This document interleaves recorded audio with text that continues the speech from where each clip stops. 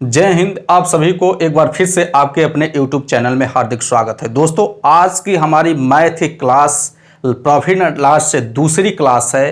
तो आप जो है इस क्लास को बहुत ही बेहतरीन और जो है पूरी ईमानदारी से इस क्वेश्चन को देखना, इस वीडियो को देखना, ठीक है। आपको आखिरी समय में साथियों ये जाते जाते जो है आपको एक दो प्रश्न दे के जाएगा, ठीक है। बहुत ही इंपॉर्टेंट प्रश्न मैं करा रहा हूँ और पूरी कंसेप्ट के साथ और पूरी जो है आपकी बेसिक तरीके से। ये नहीं है कि जो है आपका इस तरीके से आ जाएगा केवल, नहीं, आपको बेसिक तरीके से मैं करा रहा हूँ, एकदम ईमानदारी से देख, ठीक है। तो चलिए आपका देखिए पहला प्रश्न स्क्रीन पे, ठीक है।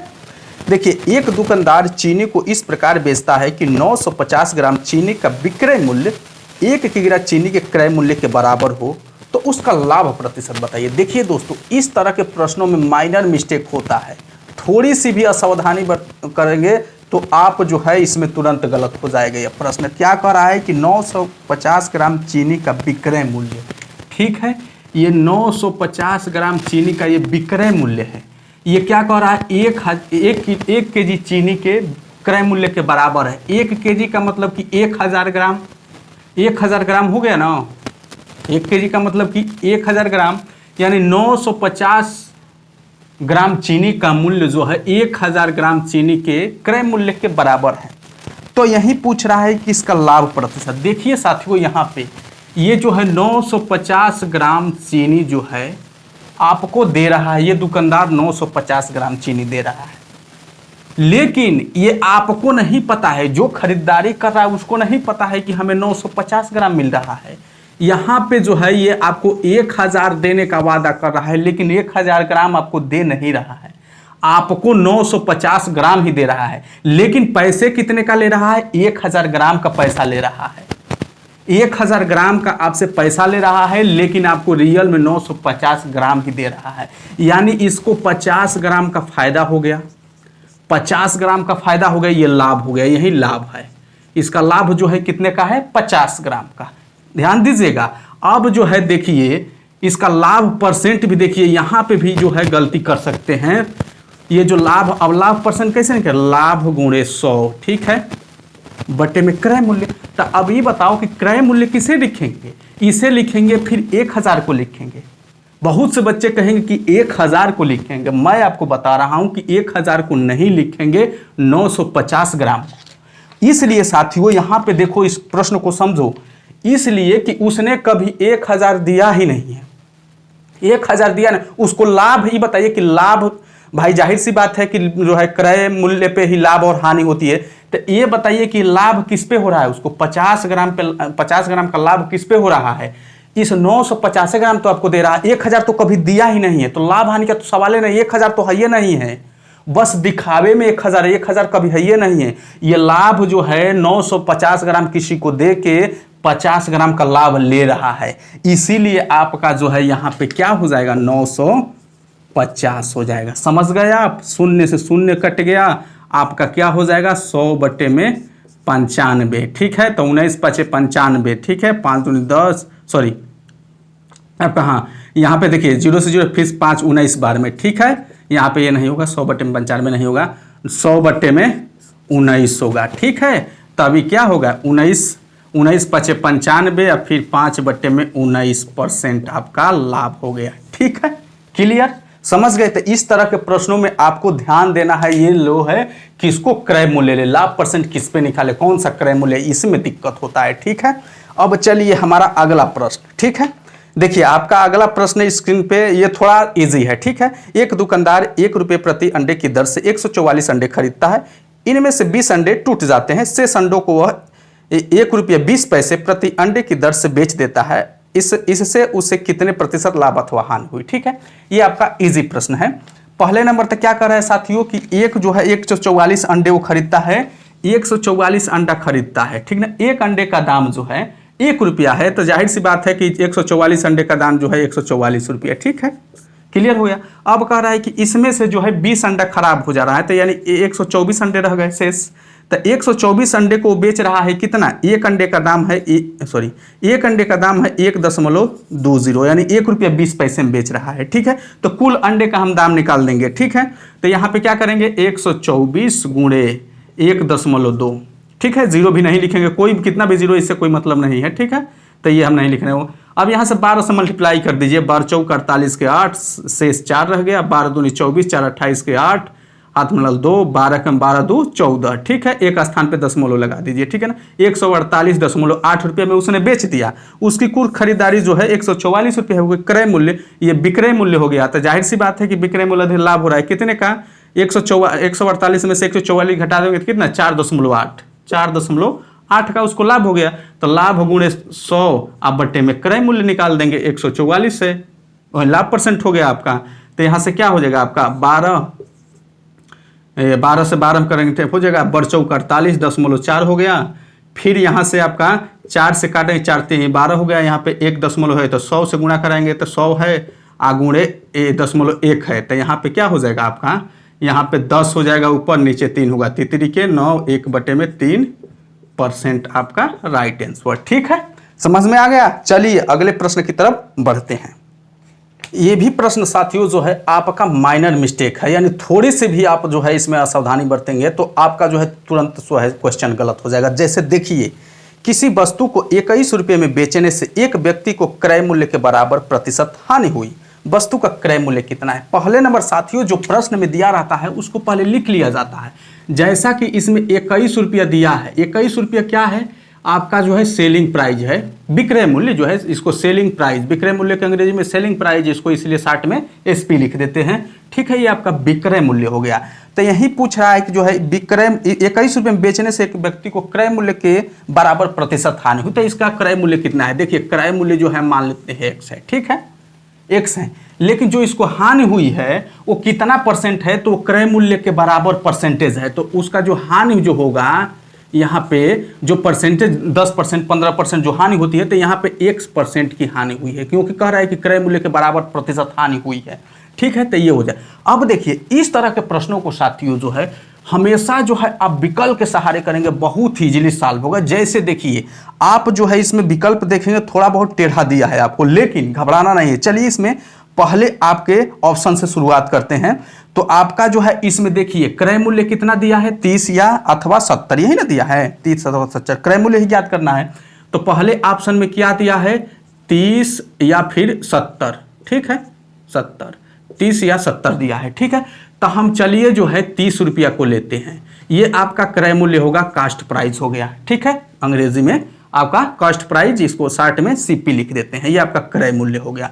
कह रहा है कि जो है ये क्रय मूल्य होगा इस वस्तु को, और इतने में बेच रहा है, जाहिर सी बात है कि जो है हानि हो रही है, इसमें कहा है ऑलरेडी हानि हो रही है, तो इसका मतलब कि 30 रुपया नहीं 21 से अधिक होगा रुपया होगा क्रय मूल्य का, तभी तो हानि हो रही है, ये तो क्लियर है। अब यहाँ पे आपका क्रय मूल्य हो गया, इतने में बेच रहा है तो हानि हो रही है, तो कितने परसेंट की हो रहा है, ये कह रहा है कि जितना जो है क्रय मूल्य है कि मान है उतने परसेंट की जो है इसको हानि हो रही है। तो यानी क्रय मूल्य का 30 है तो 30% हानि हो रही है, यानी 21 रुपये में वो बेच रहा है तो 30% का हानि हो रहा है, ठीक है, 30% का हानि हो रहा है। तो ये बताइए कह रहा है ये क्रय मूल्य, तो देखिए 30 का हम पहले 30% निकाल देंगे, ठीक है, तो क्या 2 जीरो से 2 जीरो कैंसिल हो गया, तितरी के 9, जो हानि हो रही कितने हो रही है 9 रुपया की। तो ये बताइए कि ये विक्रय मूल्य है, इतने पे बेचने पे हमको 9 रुपये की हानि हो रही है, तो हम जो है क्रय मूल्य ज्ञात करने के लिए क्या करेंगे, क्रय मूल्य ज्ञात करके इस विक्रय मूल्य में हानि जो हो रही है उसको जोड़ देंगे। तो 21 में 9 जोड़ देंगे तो कितना हो जाएगा 30 हो जाएगा, यानी इसका क्रय मूल्य 30 हो गया, यानी इसके अनुसार आपका ऑप्शन नंबर ए सही है। देखिए अथवा 70 भी दिया है, अगर हम 70 को भी लेंगे तो यानी 70% हो गया, तो 70 का हम निकालेंगे 70%, तो आपका क्या हो जाएगा साथियों, आपका जो है यहाँ पे 0 हो गया। अब 2 शून्य से 2 शून्य कैंसिल हो गया, 7 आपका 49, ठीक है। अब ये जो आपका जो हानि हुआ है इसमें आप जोड़ देंगे 21 में 49 और 21 जोड़ देंगे तो आपका 9 1 10 के 0 हाथ में लगा, 4 2 6 1 7, आपका आ गया ना क्रय मूल्य आ गया ना आपका। तो इसीलिए आपका ऑप्शन नंबर कौन सा 30 या अथवा 70, क्लियर। चलिए अगले प्रश्न की तरफ बढ़ते हैं, ठीक इसी के बेसिस पे है, थोड़ा सा डिफरेंस है। किसी वस्तु को बेचने पर एक व्यक्ति उसके विक्रय मूल्य के 25% के बराबर लाभ कमाता है, उसका लाभ प्रतिशत कितना है। देखिए साथियों एक वस्तु को बेचने पर जो है उसके विक्रय मूल्य के 25% के बराबर लाभ कमाता है। देखिए 100 रुपया में मान लेते हैं कि उसने बेच दिया, तो 100 रुपया के 25% वो लाभ कमाता है। ठीक है, 100 से 100 कैंसिल हो गया, 25 रुपया का लाभ कमाता है। ये बताइए कि 100 रुपया में बेच रहा है, 25 रुपया का लाभ कमा रहा है, तो क्रय मूल्य कितना हो जाएगा? क्रय मूल्य हो जाए आपका 100 में से 25 घटा देंगे 75 घटा देंगे ना। अब कह रहा है कि उसका लाभ प्रतिशत बताइए। तो ये बताइए कि लाभ तो ऑलरेडी हमको पता है 25, तो लाभ परसेंट निकालने के लिए क्या, लाभ गुणे 100 अब बट्टे में क्रय मूल्य कितना है, 75 है। 25 तिया 75 यानी 100 बट्टे में 3, 100 बट्टे में 3 बोले तो तितरी के 9 1 बट्टे में 3 यानी 33 सही 1 बट्टे में 3% आपका राइट आंसर। ठीक है, चलो अगले प्रश्न की तरफ। तो देखिए साथियों, एक दर्जन बाल पेन बेचने पर एक दुकानदार को 4 बाल पेनों के विक्रय मूल्य के बराबर लाभ होता है, उसका लाभ प्रतिशत बताइए। देखिए साथियों, मैं जो है प्रश्न वही करा रहा हूं जो प्रश्न जो है ज्यादा चांसेस है आने का और आते हैं, वही मैं प्रश्न करा हूं। इसमें आपको इजी और हार्ड नहीं देखना है कि यार हार्ड है या फिर इजी, नहीं। हमको ये देखना है कि जो है टाइप, इस टाइप के कितने प्रश्न पूछते हैं, कितना आता है, इसका रेशियो कितना है आने की, इसकी पॉसिबिलिटी कितनी है, उस टाइप के मैं प्रश्न को करा रहा हूं, क्योंकि वही समय है। अब वो समय नहीं रहा है कि सभी को उसमें कराना है। ठीक है, देखिए तो क्या करें, एक दर्जन बाल पेन बेचने पर एक दुकानदार को 4 बाल पेनों के विक्रय मूल्य के बराबर लाभ होता है। एक दर्जन का मतलब साथियों 12। ठीक है, 12 जब बेच रहा है तो उसको कह रहा है कि 4 का लाभ हो रहा है। ठीक है, ये जो है आपका विक्रय मूल्य है, विक्रय है, और जो है ये आपका लाभ है। ठीक है भाई, 12 को बेच रहा है तो उसको 4 को लाभ हो रहा है। तो ये बताइए कि क्रय मूल्य कितना हो जाएगा, क्रय मूल्य कितना हो जाएगा, लाभ को घटा दीजिए 8 हो गया। अब यहाँ पे लाभ परसेंट निकाल देंगे तो क्या, लाभ गुणे 100 बट्टे में क्रय मूल्य, 4 दूनी 8 और 2 5 आधा हो गया 50%। ठीक है, समझ गए? तो आपका ऑप्शन नंबर कौन सा, ए हो गया। ठीक है, चलिए अगला प्रश्न देखिए, ठीक इसी के बेसिस पे है अगला प्रश्न जो है। 39 दर्जन आम बेचने पर एक व्यक्ति को 13 दर्जन आम के विक्रय मूल्य का लाभ होता है, लाभ प्रतिशत बताइए। देखिए 39 दर्जन है तो ठीक ना, इसको दर्जने में रहने देंगे, इसको चेंज नहीं करेंगे कि इनकी संख्या टोटल कितनी है, मतलब नहीं है हमको उससे। ठीक है, ये 39 दर्जन है, इसको बेचने पर ये विक्रय हो गया। ठीक है, बेचने पर उसको कितने दर्जन का लाभ हो रहा है, 13 दर्जन का लाभ हो रहा है। ठीक है, ये लाभ है, 13 दर्जन का लाभ हो रहा है। समझ गए आप लोग? तो ये बताइए कि क्रय कितना हो जाएगा, क्रय मूल्य कितना हो जाएगा। 39 में से 13 घटा देंगे, 9 में से 3 गया 6, आपका जो है क्या हो गया, 3 में लग गया 2 26 हो गया। तो ये बताइए कि लाभ परसेंट ज्ञात करने के लिए क्या करेंगे भाई, तो लाभ कितना है, लाभ गुणे 100 बटे में क्रय मूल्य, तो लाभ कितना है 13 गुणे 100 आप बटे में क्रय मूल्य कितना आ गया 26, 13 दूनी 26, 2 से 100 कटा देंगे 50% आपका। ठीक है, आपका ऑप्शन नंबर कौन सा, आपका ऑप्शन नंबर सी।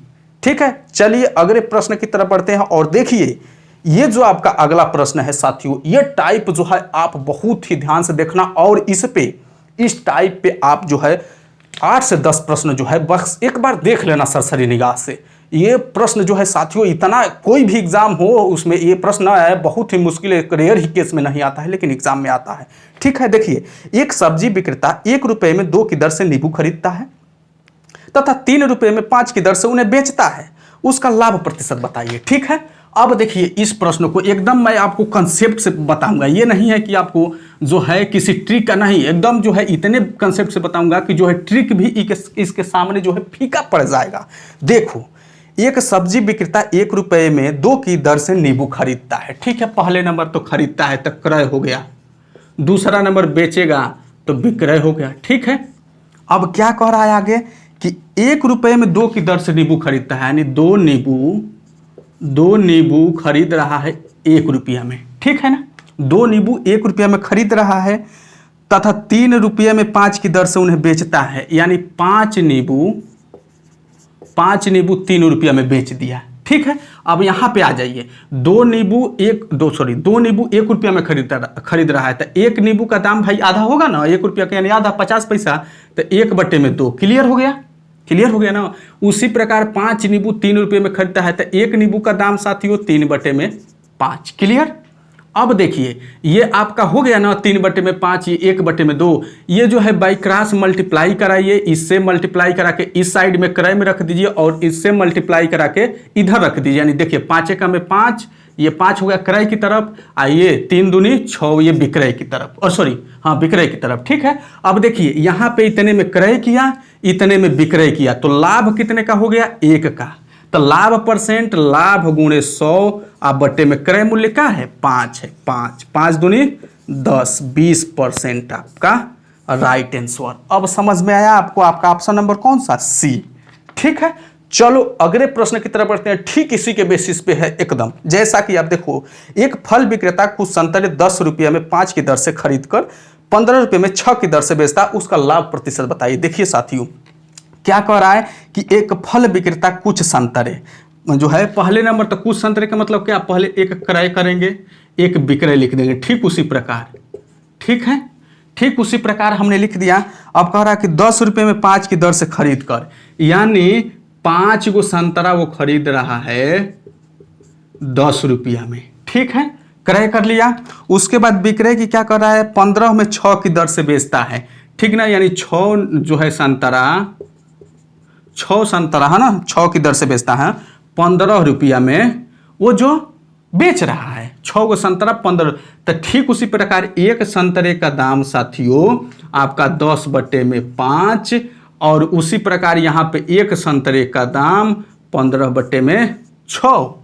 ठीक है, अब देखो इसको कटाओ, 5 का में 5, 5 दूनी 10, 2 बट्टे में 1 हो गया, 3 दूनी 6, 3 5 15, यानी 5 बट्टे में 2 हो गया। बाई क्रॉस मल्टीप्लाई कराओ, 2 दूनी 4 यहाँ रख दो, इधर 5 का में 5 यहाँ रख दो। अब देखो ये क्रय हो गया, ये विक्रय हो गया। लाभ कितने का, 1 का, 1 का लाभ हो गया, तो लाभ गुणे 100 और बट्टे में क्रय मूल्य कितना है 4 है, 4 आपका 25 बार में कट जाएगा, आपका 25%, आपका ऑप्शन नंबर डी। ठीक है, तो दोस्तों आज की भी क्लास इसी क्वेश्चन के साथ कंप्लीट होती है, और उम्मीद करते हैं कि आप लोग को क्लास बहुत अच्छी लगी हो। तो लाइक और चैनल को सब्सक्राइब जरूर कर लीजिएगा, और दोस्त के यहाँ इस वीडियो को जरूर शेयर कर दीजिएगा, और इस टाइप के प्रश्न जो है आप जरूर रिवीजन कर लीजिएगा, 4-5 प्रश्न जरूर रिवीजन करिए कम से कम। ठीक है, क्योंकि एग्जाम में समय नहीं है। ठीक है, चलिए दोस्तों, तो मिलेंगे आपको कल इसी समय और इसी क्लास के साथ। ठीक है।